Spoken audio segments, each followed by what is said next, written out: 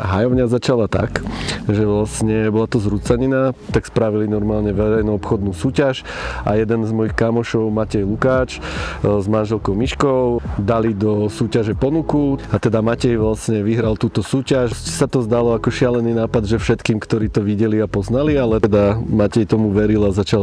na tom robiť. No a my sme s kamarátmi vlastne mu začali pomáhať a tak ďalej, čiže tu sa rok iba upratovalo smetisko, ktoré bolo okolo celého domu. No a keď už tá pomoc bola taká, že kontinuálna a tak ďalej, tak vlastne sme sa začali rozprávať o tom, že či nejdeme spolu niečo robiť. Ja som chcel, aby sme sa zapojili aj kultúru a Maťo sa troška ako keby bránil tým, že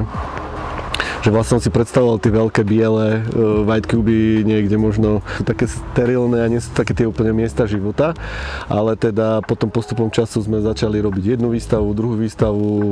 prišla korona vlastne a spravili sme nejakú rezidenciu, lebo sa nič nemohlo robiť a tak ďalej, až z toho vlastne za pár rokov sa vybudovalo kultúrno-turistické centrum. Tak nakoniec sa vlastne stalo to, že sme vlastne v Hajovni oficiálne, že 4, to je Matej, Miška, ja s mojou manželkou Soňou a my robíme vlastne celý taký ten program a samozrejme, že nám veľmi veľa ľudí pomáha, ale zároveň my máme radi drevo a máme radi architektúru, čiže veľa vlastne vecí tu robíme architektonických a teda aj toto miesto si to vyžadovalo, že vlastne bol to opustený dom, ktorý vyzeral nevábne, takže sme začali sem pozývať rôznych architektov a umelcov a začali sme dotvárať vlastne celý ten priestor. No a okrem toho robíme každý mesiac nejakú jednu výstavu, potom už teraz v súčasnosti robíme pravidelne niekoľko rezidencií počas roku, kde pozývame rôznych umelcov. Samozrejme tým, že som fotograf a je mi to najbližšie, tak pozývame veľa fotografov a bol tu napríklad, že Alan Hýža alebo Robo Kočan, ale zároveň sem pozývame akože rôznych umelcov, že bola tu Rita Kosorus, maliarka, alebo Patricia Košová, Andrej Dubravský a sme otvorení úplne akémukoľvek formátu umenia, že mali sme tu aj literátov, hudobníkov a tak ďalej. A okrem vlastne týchto akoby menších vecí, čo sú výstavy a rezidencie, tak robíme aj festivaly, ktoré sú väčšinou už v lete.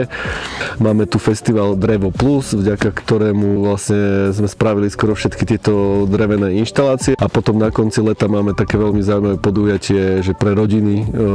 celé a to sa volá, že Infantum, je taký detský festival pre deti a deti v nás.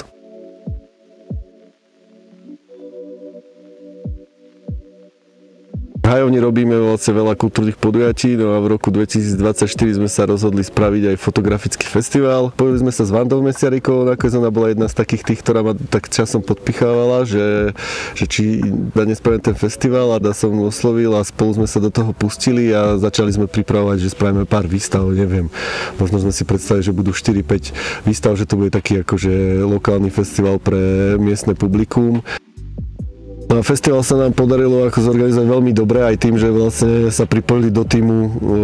vlastne ďalší ľudia ako Martin Gross, ktorý je grafík a Miro Kormoš, ktorý je ako marketer, ale aj výtvarník. A nakoniec sa stal z toho ako na slovenské pomery aj na naše ako vlastne nejaké skúsenosti alebo finančné možnosti ako veľký festival, kde sme mali že 17 výstav a ďalších vlastne niekoľko sprievodných podujatí ako nejaké že kino alebo workshopy, koncerty a tak ďalej. Trvalo to vlastne niekoľko dní, že tých ľudí možno prišlo aj 1000, čo ako bolo ako vlastne neskutočné číslo na to, že sme v 9000-ovom meste. A táto skúsenosť a odozva vlastne spôsobila to, že niečo, čo sme si možno mysleli, že ideme pokračovať, tak ako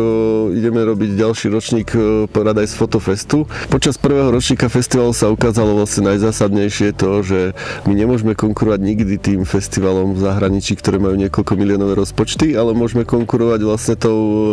scenériou toho mesta a preto sme sa rozhodli spraviť ten festival skoro celý, že site specific vlastne, že bude to vlastne zážitok veľký. Bude to putovanie vlastne za umením, ale putovanie históriou, krajinou.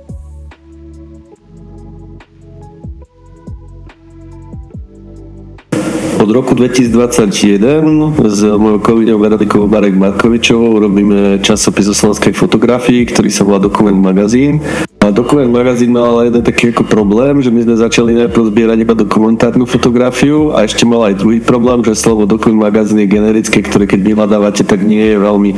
možné ho nájsť. Tak sme rozmýšľali dlho nad tým, že premenovať nejakým spôsobom Dokument magazín. A toto všetko sme zabudli a pustili sme sa do festivalu, ktorý sa volal Paradise Photo Fest. Miroslav Kormoš, ktorý sa venuje marketingu, tak prišiel vlastne s tým nápadom, že teda je to tá chvíľa, že možno kedy rebrandovať alebo zmeniť názov vlastne toho časopisu na Paradise Photo Mag. Na webe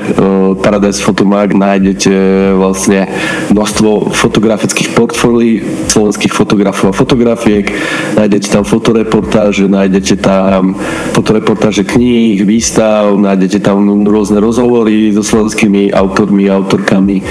Sme začali tam budovať aj e-shop, kde si viete kúpiť fotografické knihy a teda teraz už tam nájdete aj vlastne sekciu, že festival s novým názvom a rebrandingom prichádza aj zmena obsahu, aj keď zatiaľ iba tak ako čiastočná, ale teda otvárame sa svetu ešte viacej, už sme to pomaličky robili, spolupracovali s nejakými českými galériami a tak ďalej, alebo inštitúciami, no a teraz vlastne pripravujeme vlastne spolupráci s Poľským inštitútom a s fotografom Piotrom Gaskom rozhovory o poľských fotografoch a fotografkách súčasných a takto budeme pripravovať, ak sa nám podarí zohnať nejaké financie aj s ďalšími vlastne zahraničnými autormi, možno cez nich dostávať vlastne aj ten náš obsah širšiemu publiku.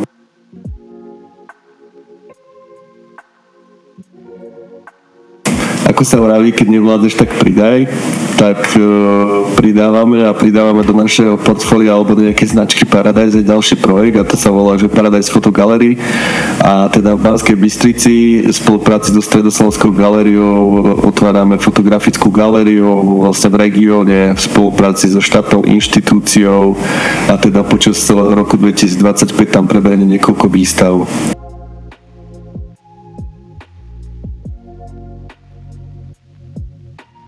Moja žena mala taký fajn nápad, že prebrať bývalé knihkupectvo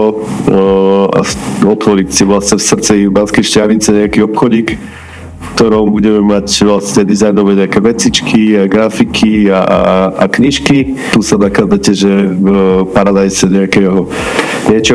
ostro pozitívne deviácie, niečo zaujímavé, pekné, čo vám poteší dušu, poteší srdce, poteší oko. Vlastne je to úplne super mať vlastne takýto obchodík. Ako chceme ponúknuť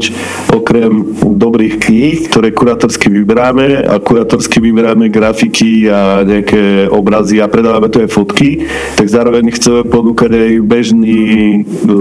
tovar, suvenír pre turistu, ale vlastne s tým, že to robíme s miestnymi umelcami po väčšine. Dokonca to vyrábame v Banskej Štiavnici. Čaute, som Jano Viazov a som fotograf a o fotke vám poviem na budúce.